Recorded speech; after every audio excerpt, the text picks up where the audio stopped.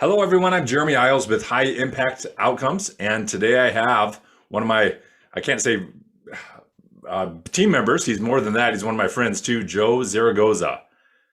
Hello, Joe. How are you doing today?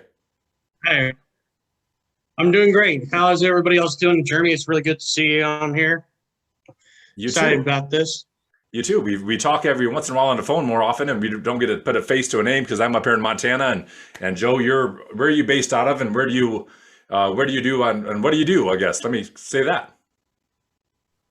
So, we're based out of San Antonio, Texas. I'm a home inspector here for Texas. And what's unique about me is I actually work primarily with hard money lenders, investors, and the world that we all love to live in right now. But we concentrate mostly working with just our investors, and which sets us a little bit apart from everybody because we ourselves are investors.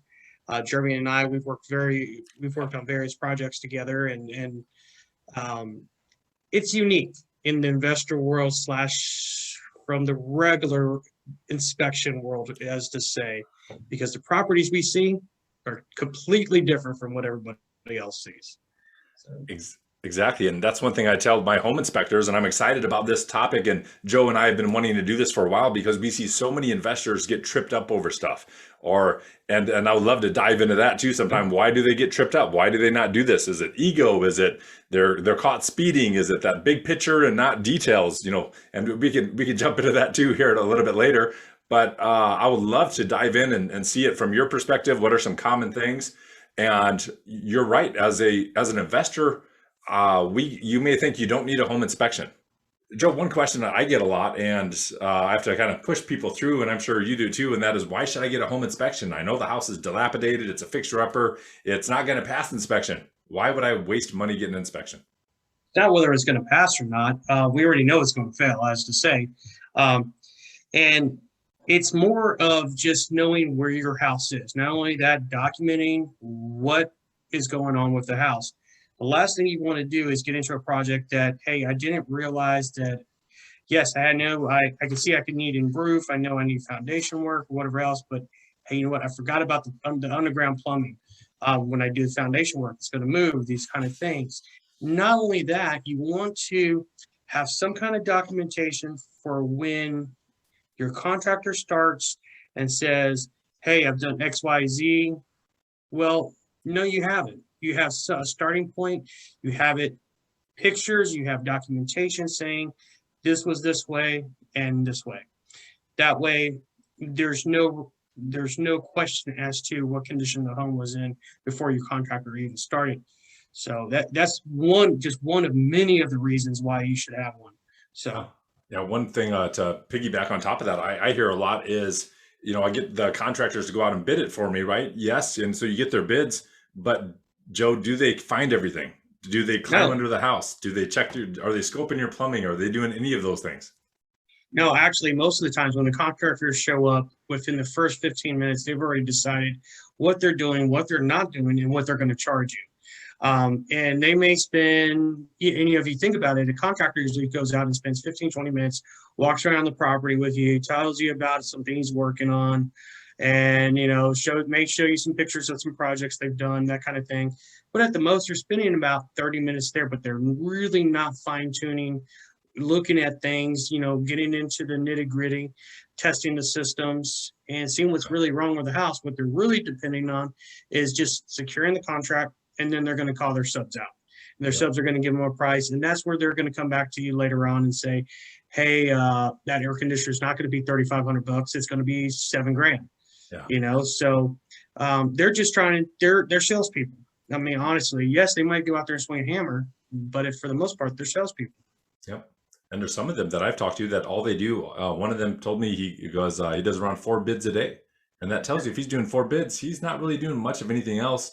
And I've even talked to some GCs that one owner goes, well, let me know because you need better pricing. So I go out personally instead of sending one of my sales guys. That's what he said, to go out because the sales guy is going to get that extra commission. And so you're 100% right. One other thing too, I think it's so important is if you're thinking your rehab's budget's 50,000 because you talk to your GC, but then you have your home inspector that says, oh, the roof does need some work. and you weren't budgeting for it, or the plumbing needs redone, or the wiring. And you taught me about wiring and double tapping and some of those things that my Yeah. GCs 100% missed. Honestly, one thing that, we work a lot with hard money lenders, and one thing we've actually started doing for our hard money lenders is not just going out and just capturing pictures, as to say like, hey, we want you to go out and photograph the whole house before they start the rehab, so we know how it starts, because usually that's what they do. Yeah. Um, what we do is what's actually called a feasibility study. So we actually go out, we capture off the house with all the pictures and everything else. But I actually do an inspection along the way. I actually go out, I look at the house itself. I go crawl through the areas, the attics, the underneath, the crawl spaces, look at the electrical, look at the plumbing, look at the HVAC systems. And I actually do not a complete inspection, but a pretty much a rough round inspection of that property. And I also do an estimated cost of work, estimated cost of repair on there with a minor scope of work, because I'm looking at the client's scope of work that they've given the hard money lender, and I'm going down it and I'm realizing, man, they didn't put anything in for baseboards. Yeah. They didn't put anything in for carpeting. They didn't put anything for the water heater that needed to be Yeah. updated. So I actually go back and add on to their scope of work and actually add those things in. And biggest part that everybody always forgets is always a contingency anyways. Yeah. But so I always add that in at 10% of the project. But that's one thing that we as our inspectors that go out, we are looking for. We're looking for those things that you may have missed just because you're excited about the house Yeah. and the project and you're trying to get it going and stuff like that. The contractor's not going to look at those things. We are. So. Yep. Well, great points. And one of the biggest mistakes that I can see, and that hurts investors more than anything else, is they get their contractor bids, and let's say it's 50,000. We'll go back to that example. Then they send out the home inspector, somebody like you, and they find these extra items. And then the investor, the newbie investor, forgets to go back and change that scope of work and notify the GC of all of those. And so what do? Now they go through the rehab process. They list it on the MLS. They get an offer accepted. The new buyer has to, the bank's going to send out a home inspector and to verify it. And guess what? Those are not done. So it's a heck of a lot easier to do them up front during your process instead of trying to do them all later. And we've all made those mistakes where something, needed done, or, I forgot to put a pantry in one of my houses and I heard about it afterwards. So there's going to be some of those, but let's mitigate our risk, and having a home inspector does that for us. Oh, most certainly. I mean, it's hard because as investors, let's face it, we're trying to save as where we can and what we can from our budgets. But this is one of the things that's actually going to save you thousands of dollars in the long run. Yep. You and I have been there where I've gone out to a property and I'll flat out get out to the property. And this, I'll call you up and say, we're not buying this one, Yeah. and don't do it. And we'll fight tooth and nail on it, but we're not going to do it. And it's just because I know what our capabilities are, not that we cannot do anything. It's just, it's not worth the return on it. So, it's just one of those things where your inspector should really become your prized item. And when I say that, don't shortchange your inspectors. Don't go out and try to find the cheapest inspector out there that's going to do it for $100. I'll tell you what $100 inspector does. Nothing. He shows up, takes a couple pictures, sends you a little report, says, hey, you're going to have to do foundation work in the roof. Ideally, you really want the inspectors. We charge a starting minimum price of $325 and on up. So it is well worth spending $300 on an inspector, $400 on an inspector, than rather than finding out you have a $10,000 oops later on down the road. I mean, it is well worth it. Absolutely. But it's not. An inspector should be a tool that's used every single time. And it's not just for the purchase of the home, but for maybe going stages of the project itself too. And for the final product.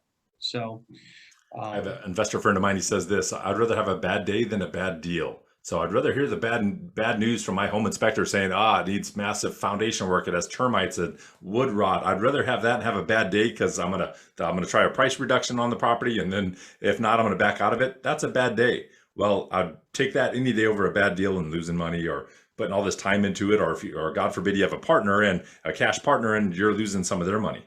Yeah. Now you mentioned something about spending time at the property and a GC spending 15 to 30 minutes. How long does a typical home inspection, just a basic home inspection, take? Basic home inspection should take around an hour and a half to 2 hours, Yeah, depending on the size of the home. Obviously, if it's yeah, a 3,500, 4,000 square foot home, yeah. something like that, it may take a little bit longer.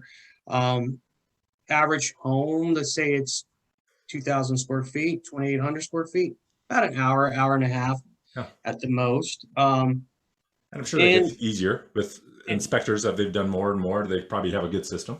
I mean, you've been there with me before. You took off and moved away where I can't hang out with my butt anymore. But Yeah. honestly, I can walk a house in about 30 minutes and tell you everything that's wrong with it.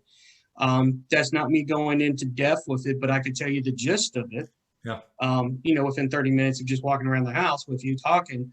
But reality is, it really does take a little bit of time. You want to see your inspectors go out there, spend anywhere from an hour and a half, 2 hours. You want to verify that they either got underneath the house or they used crawl bots or they got up on the roof or used a drone Yeah. to look at it. Not all inspectors have sewer cams. In some states and some jurisdictions do not allow it, the inspectors to do it. That's a plumber.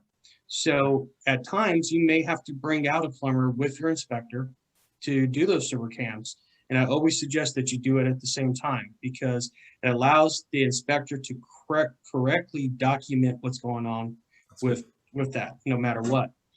Um, I did not know that. just Yeah. think- I thought, yeah, I you thought can always a home just inspector had to do it. no. So you can hire a plumber, and the average price on that should run you about $250 for a sewer cam Okay. and inspection.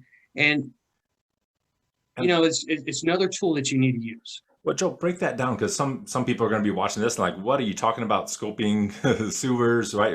Okay, Yeah. so Explain that. we have our sewer lines that are all our toilets and wash stations and everything flow down into. And what the plumber or the inspector will do is actually go down either a vent tube or go out from the main line and inspect from the house, all through the house, to the actual sewer line, to the city line, and make sure it's clear, breaks, you don't have any broken pipes, making sure that you don't have any tree roots coming through Yeah. there, Very common. any clogs that you don't know about. You really want to identify the piping material too. Yeah. Clay. Sometimes you have cast iron, clay, That's right. Yeah. PVC, all those kind of things. Yeah. PVC is what we're looking for, Yeah. obviously.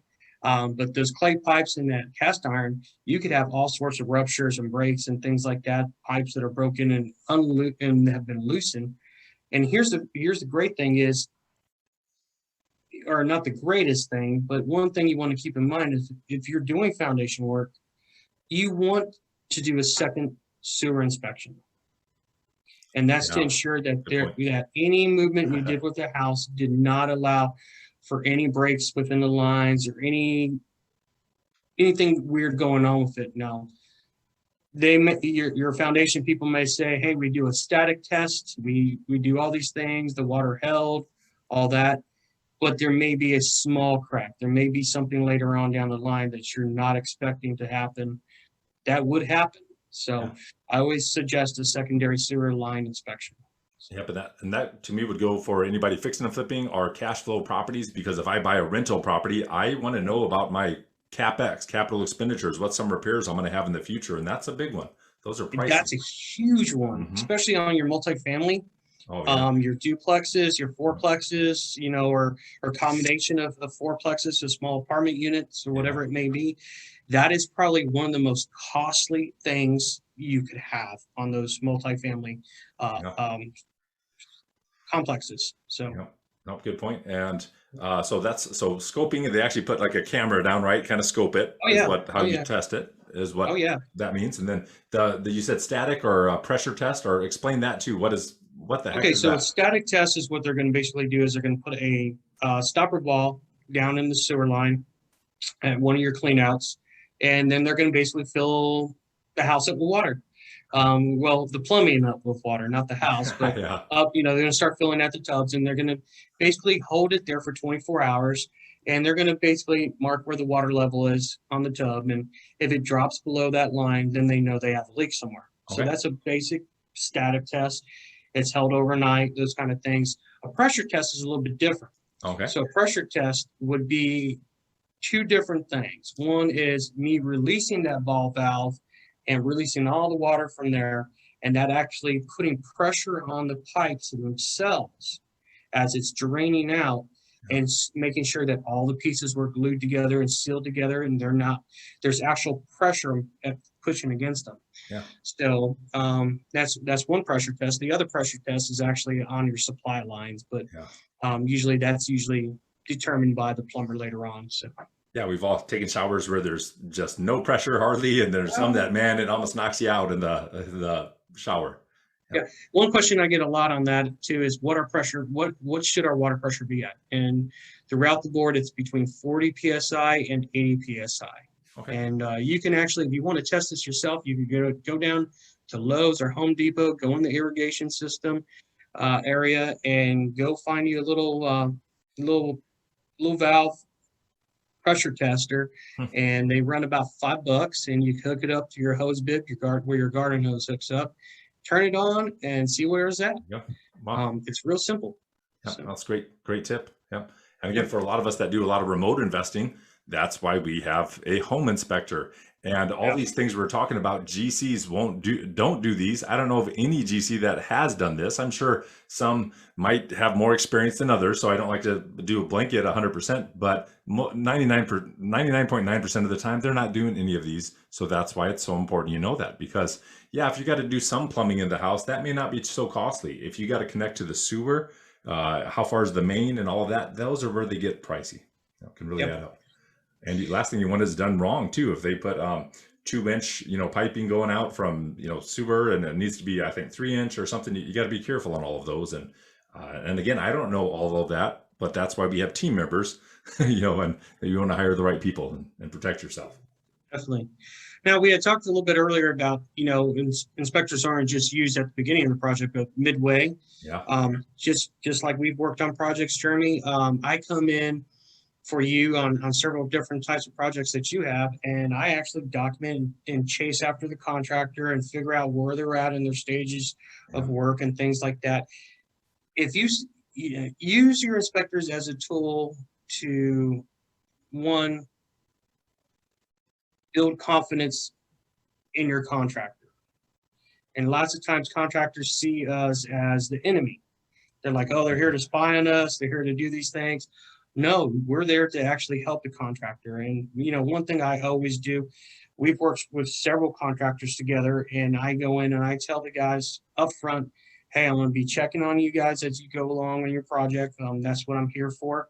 But I'm also here to help you. If you, as the contractors, have a question about, hey, how is this supposed to go? Is this correct? Do you think the city inspector is going to, stop us for this? Or is whatever it may be, we should be an open door to them as well. And you need to build confidence in your contractor to know that you're doing things to ensure that their project is moving along as fast as they possibly can. Not only that, it allows you to monitor your project, find the shortfalls, make sure that your contractor's showing up when he's supposed to be there, because we have all been there where, hey, I've been out there for a whole week, and I go out there and the house looks exactly the same it did last Friday. Yeah. So it's one of those things where we're able to keep an eye on a project for you as much as possible. Now, at the end of the project, it's always important to go through the house. You don't want to put a house out on the market that's going to, 2 weeks later, you get an offer and they get their inspector out there, and then you find out 20 things that need to be fixed. Exactly. Not only that, that final inspection should actually be prior to the contractor leaving the job site. Because I can actually walk through the GC and say, you need to fix this, and tell them what they need to fix. But Joe, let me And play devil's advocate for that, because yeah, here's one thing I'll hear. My realtor went through it, or let me have a family member go through it. is your realtor an inspector? Nope. My Is family your member family? is he's done some handyman work though before. Well, let him go do his handyman work. Yeah, big difference. So Yeah, there's a big difference. they don't We, know we see code. that, or I also hear that, hey, I have a cousin that can do that work for me. As much as possible, we love our families. I'm a big family guy, Yeah, and I know you are and stuff, but yeah, keep family out of business. Keep them away from your homes. Let them yeah, come see them at the end. Let them say, hey, that's cool or that's ugly, whatever it may be. But throughout the project, it's best to keep your family detached from your business as much as possible on your rehabs. Because I hate to say it, sometimes we shortchange our own. yeah. And of course we always get the baby daddy's mama coming over and doing the weekend work. Yeah. No, we don't want that. We want good licensed Professionals. professionals Yeah, working on our homes that are under contract, that have insurance, that we, if we have to come after them, we will. So, it's hard to do that when you have family involved. yeah. And again, you're right. You want, and it's always about the next deal, the next deal, the next deal too. And I want to make sure I do it right. I've always been of this mindset, and Joe and I have talked about this before. Any house I flip, I want it done so my family, my mom, my sister, somebody I care about with all my heart can live there. Not it's going to have wiring problems and it's going to catch fire, or plumbing problems, and people are that's leaking in the sewage is leaking here or there and just problems. No, I don't want that. I want it done right. And one thing I want to circle back to that you said about you going out and inspecting the property.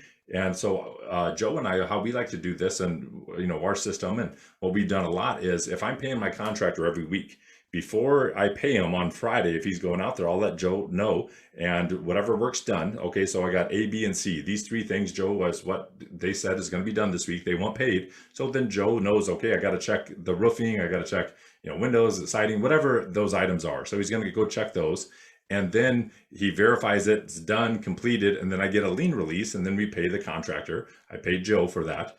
And but what I wanted to circle back to was, that's so important you let your GC know up front. And that falls on us, not our home inspector. I don't want Joe showing up there and the GC like is, who the hell are you, right? And in Joe's face and upset about it. Well, to me, that was a failure on my part if that's the case. So as a developer, or whatever you want to call yourself, prep them. Hey, here's our process. I will pay you Friday. I'll wire the funds, but here's the process. It has to go. And I don't call Joe a narc or something like that. I'm not going to say anything in terms like this, even though he does help protect us like that. I'm going to have a person to go out to inspect it before I pay you. Just that Yeah. simple. Yeah. And I'll be honest with you. I've gone out to houses and the guys are working there. It's 4 o'clock in the afternoon and they have one door left to paint, and the whole budget or that I'm going out to verify and the inspection is where the door's painted. They got one door painted, left to paint. And it's 4 o'clock in the afternoon. The guys actually have rollers out or however they're painting, Yeah. and I'll look at it and say, yeah, it's done, but I use my better judgment too, to when I walk in and they tell me it's 5 o'clock in the afternoon and the entire house was supposed to be painted inside.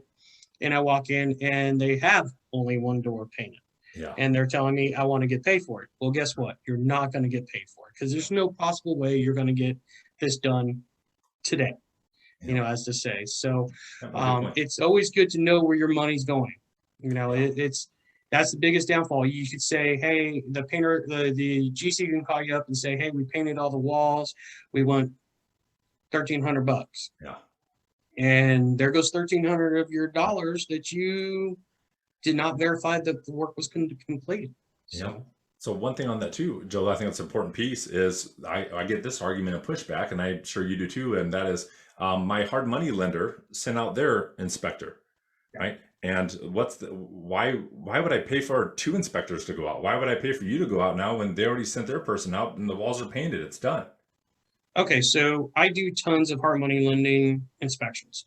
Now, I go a little bit above and beyond, so I'm a little different, but I'm going to tell you the short change of most of these inspectors that are doing for hard money lenders or for banks. They're going to get a list of items that's going to say doors, cabinets, and faucets installed. Well, I'm going to go check and see if there's 6 doors. Yeah. I'm not going to check, open and close them. I'm not going to verify that they use the proper hardware to install them. Not going to ensure that the door locks work. I'm not ensuring that the countertops are set correctly. I'm not verifying that the faucets are even hooked up. If it's there and it's installed, I'm not checking the installation of it or anything like that. It's done.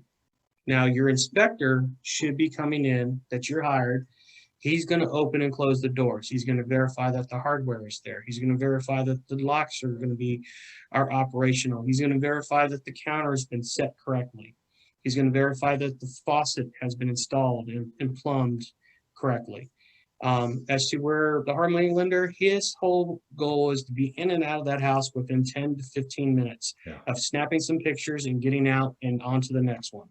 So one big one I see too is the quality of work, like you're saying. And I've had an investor call me up. Joe and I were talking about this before we started recording this. We did a little just catching up and stuff, and we were talking about some of our biggest problems and things we ran into. And one was this investor called me up almost crying on the phone and said, Jeremy, I paid out over $40,000 in my draw budget for this house. It was one in San Antonio, and it wasn't done right at all. But she goes, the hard money lender sent a person out to verify it, and they said it was good. And the developer person because she lent the money to this person, the developer person was saying, oh, we don't need another inspector. We don't need somebody like Joe going out because the hard money lender has theirs. It doesn't matter. And this person was almost crying on the phone because 40,000. And she goes, what can I do? And I'm like, well, once you paid that money out, it's really tough to go back and do anything. And what it was, a lot of the texture on the walls, they were painted, yes, and textured, but it looked like crap. It was horrible quality work. It needed all redone. And the demo, I was telling Joe, they took it and they just put it in the backyard. So they didn't even remove it off the grounds. And I wouldn't have paid a penny of that. And that's why if that one person would have spent, because what does it cost? An extra $100 or so to have Joe go out or a home inspector go out each time and verify the work each week? Yeah. Is that worth it? Yeah, I mean, we charge for our quote unquote weekly just pop in inspections like that. We charge $100 and $100. And here's the great thing: charge it back to your contractor. Yeah, it doesn't have to come out of your pocket. And if you want to pay for the first one, and let's say we get out there and the work's not done to quality or it's not completed, let your contractor know you're not getting paid. Yeah. So it's done. And 2, you're going to pay for the reinspection. Yeah. So there's another incentive for them to do the work the way it needs to be done. And, one thing you were talking about, and I'll touch on this really quick, Jeremy, before I forget, is payday. Payday for me, for all my contractors, is not on a Friday. It is on a Monday. And here's the reason.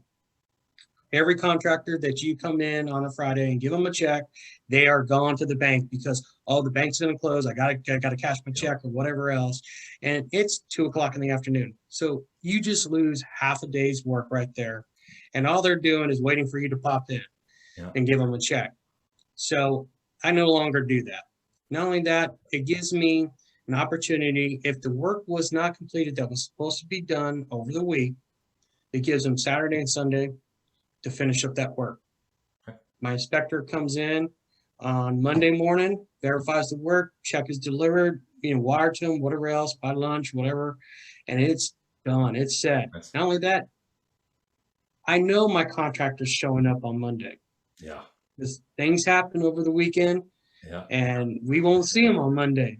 Yeah. And I like to see them on Mondays because that's when I'm going to get my work done. I like that. So I like for them, it keeps them honest, it keeps them moving, keeps them motivated. It's still the same period of time that they're going to get paid in. It's just a different day. Yeah, so that's one of the things I'm very upfront with all my subs, all my contractors when I'm working and flipping houses and stuff is Monday's payday, not Friday.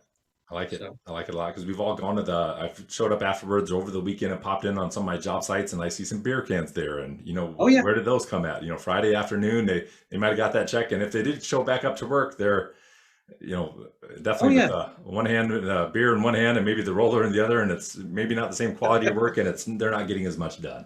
Yeah. Exactly. So good point. One other thing too, we're talking about some of the inspections in the beginning. So you got your regular inspection around 3:20 25, 350, three. And again, it varies from state to state. The other one is we talked about sewer scope, and the sewer scope. Are you talking about the other ones too? The pressure test and the static, you said? Those are done later on after construction has already commenced, and usually they're performed by either foundation company, or the foundation company will come in and bring a plumber and have them done anyways. Okay. So those are usually no cost to you. Now, the reinspection of the sewer line you may incur some cost on that. So. Okay. And then the other one is termites too, right? Depending on your market, you're going to run across termites. What's your thoughts on that, and how much, and what do you advise?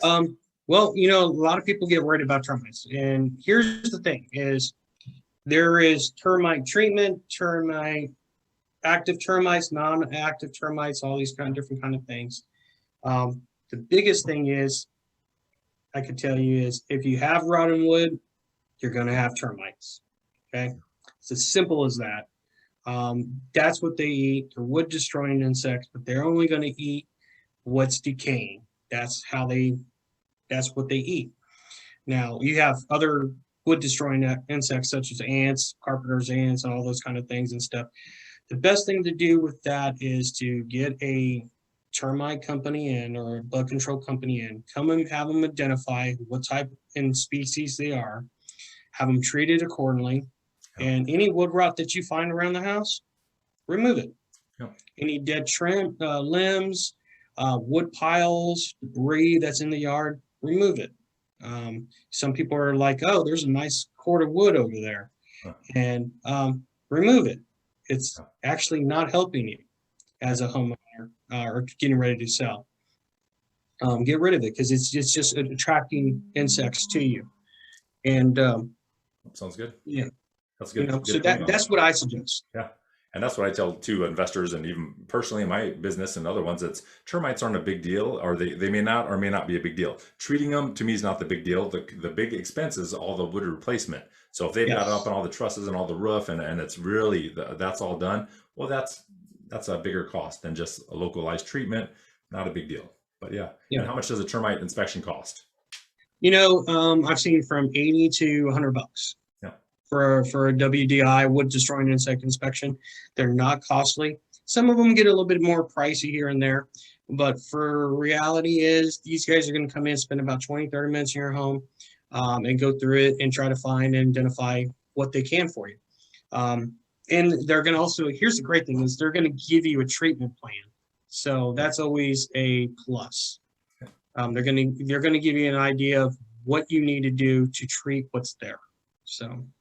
Well, let's talk about this. It popped into my head here. I didn't have this in my notes, but whenever you're doing a home inspection, what about if there's asbestos, right? Because we've ran across that in a lot of our houses, and depending on your market, besides lead-based paint, I want to talk about that one separately. But what are some big things that maybe a contractor didn't notice or didn't realize? And what? Well, it's not even that. Sometimes we pull up carpeting and we find out that, hey, there's asbestos tile underneath this carpeting, or you find it. It just hidden somewhere. You didn't even know it was there. Well, that changes the whole gambit of things there, and it's you kind of get worried. But at the end of the day, it's not that bad. It's going to be some remediation that you're going to have to do, whether it's calling in a specialty contractor to come in to seal off the doors and the windows and put positive air pressure in there and vacuums and take up the tile or whatever it may be. And mold, right? You run across that too. Mold's another one. We see it, but it's not the end of the day. It's just an expense. Exactly. That's why we have to account for a contingency within all of our scopes of work. And you prepare yourself for those unforeseen things, but it does happen. It's not the end of the world. Now, I'll tell you this, just because there's asbestos siding, let's say, on the house, doesn't mean you have to go remove it. That's right. We come across that all the time here in San Antonio, and we don't remove it. As a matter of fact, better not to. The only worry we have with the asbestos siding is if actually we get a contractor that comes over with some other asbestos siding from another job site and tries to cut it on there. And now you have pieces of asbestos flying everywhere. Exactly. To repair. you know. Or one of the other things that inspectors will always notate is, let's say it's the water heater vent pipe going up through the attic. Typically in our older homes, that is asbestos. But for it to really affect anybody in the household, you would actually have to tear that down, throw that in a blender, and then snort it. Yeah. You know, it's there, it's not moving, it's Yeah. fine. Yeah. You had talked a little bit about lead paint earlier.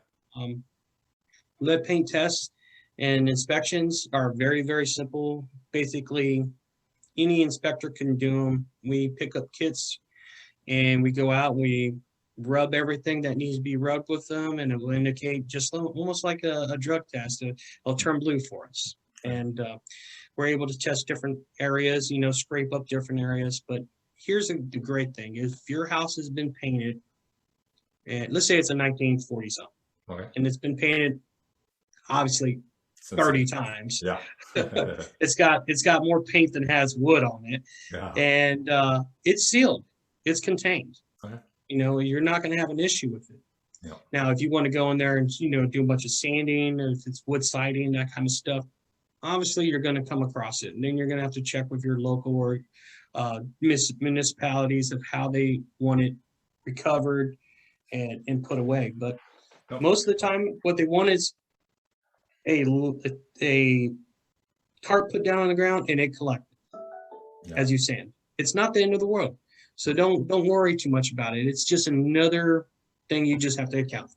Yeah, and any home that's older than 1978, right? We have to do that, or they give us the sheet we got to sign depending on your state and municipality and all of that. But yeah, we get the 78. And one thing, just one layer deeper on that is, it's because kids back in the day were eating lead-based or lead paint, and it was peeling off, and that's why they made this. And so if it's contained, it's not there. Well, it's not able to be, you know, eaten, and unfortunately, and fortunately, and unfortunately, right? Yeah. Well, I mean, the fortunate thing is they've only figured out that those born after 1978 or around 1970, we lose our hair. So that's it. I like that. Yep, I could tell. Dip it in some salsa, right? Lead-based paint chips, and yummy. What's the worst could happen? Yeah, that's right. Disclosure, don't do it. And then one other one, Joe, I won't forget, I called you up. I flew out to Texas, and I was outside of San Antonio. I was doing a one-on-one training, and the people already bought a house before I showed up. And I'm like, did you get an inspection? And they said no. And we called Joe. Joe got out there, and it was outside, kind of ruralish area. And I won't forget what you said. Or they were maybe in their inspection period. I forget where they were at, but it was a meth. They had meth in the one part of it. Oh yeah, I remember that. Remember that one? Yep. So, you know, I walked into the outside. It was actually like a little side quarter house type thing. Yeah. And I walked out there, and I know most of y'all, well, none of y'all probably know this, but I have a fairly extensive background in law enforcement and dealing with narcotics and stuff. And I identify that smell of, hey, I know what that smell is. And it turned out that, yes, it was an active meth lab at one time. Oh. And that entire building actually had to come down. It was my recommendation that you just tear it down, because the amount of it going through the sheetrock, the wood, and permeating through all the items in the house, it was easier for them to tear down it than to repair it or to disinfect it. Yeah. So, and that's one other thing that now we actually have to check for, is if we suspect that there was a meth house or anything else like that, you know, we actually have to bring in specialty teams to come out and to test for it and check the walls, because the last thing we want, once again, is that affecting somebody in the long run later on. Yeah, so, exactly. Because those chemicals last forever. Yeah. So, and they're very toxic. So. And what's tough about this too, it's easy for an investor to miss this. First of all, a lot of us don't know what it would smell like to even know, like you, because we're not trained. And we smell bad stuff in houses anyway. So we're like, what's the difference? But a lot of the meth houses too, there are the dilapidated, right? If they're meth users and it's a meth house, let me tell you, it's probably in disrepair. It's a dilapidated house. So good. We want that, but not the meth house. We want dilapidated meth ones. I advise everyone stay away from them. That's something you got to be a pro at and really specialize in that niche because you got all the sheetrock, it seeps into stuff like Joe was saying, and containment. What if you don't do it all right, and now you put it on the market? You got to be extremely careful. It can be Yeah. costly.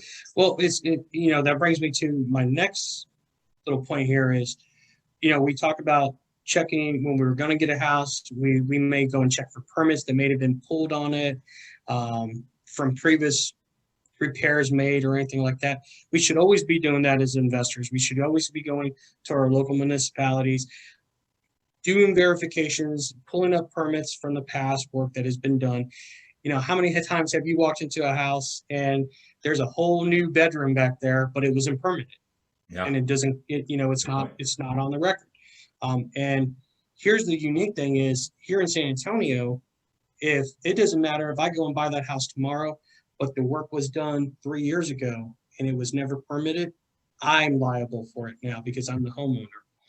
And so there's one thing, but pulling those permits and checking and verifying those permits is one thing. When you do that as well, you should also be looking to your police stations and pulling up crime incidents for that location and finding out, number one, was there a meth lab there? Was there a murder there? What's the criminal background of that house? Because the last thing you want to do is go and get to a house that used to be someone used to sell drugs out of, and you're going to have a problem with people coming by your house while you're fixing this up because they think someone that they knew was there, and oh wow, look, I got all my tools, my equipment, all my materials, and that's how stuff disappears. So we do a criminal background check on your house. It's kind of weird, but yeah, do it. Yeah, interesting. I never thought of that. I always thought of this because there's some pot houses, right? You can tell in the garage you have all the lights and everything. But I look at that as an investor, Joe. That's another stream of income. Don't we all want multiple streams of income? And so here you go. You can flip the house and have a little side business. No side business. Yeah. So don't do that. Just anybody that takes me serious, don't on that one. Good point. Check that and things we got to pay attention to. Now again, what if the house was they did smoke pot in it? That's not the same as meth. Again, most of the houses, I would say, probably have had pot in them sometime or another. It's not the same as a meth house. Meth house, run away from. Be careful. Yeah. You want to pause? Well, let's do this here, Joe. I know for time and everything, I'd love to talk more, and I got a ton more stuff to cover, but let's stop here at this one. And it's a great starting point. And I want to talk to you about like bad inspectors and what certifications and city inspectors permits. We got a bunch more. We'll do that on part 2. But any final things, Joe, you want to say, or warnings, or on the topics we've talked about already? No, actually, I'm just really excited to reach out with you and to finally put this down on video and work with you on this one. I know we've been talking about it for a while, and I'm really excited to work with your students and your people on this. So any list of questions that you guys may come up with along the way that you're able to come up with, send it to your way, and we'll try to work on them and answer them in the next video and all that kind of stuff. So I'm excited. Okay, well, Joe, let me ask you this too. The last thing is, if somebody wants to get a hold of you and they're looking in your market, or how can they reach you if they want you for their home inspector, or to go out and verify their work each week? It's real simple. You can contact me directly. My number, you can just call us. It's Elite Star Inspections. Our number is 210-719-1282. Great, and I'll put it below too in the video below, the link below and everything, and so they can reach out to you. And Joe, It's always been great, always catching up. And I know you saved my butt so many times. You pointed out asbestos ceiling tiles, things I never caught, my contractors didn't catch, and I can't say how much money you saved me, right? Which allows me to make more money, so it's worth it all day. So thank you. Thank you, bud. I appreciate it. All right.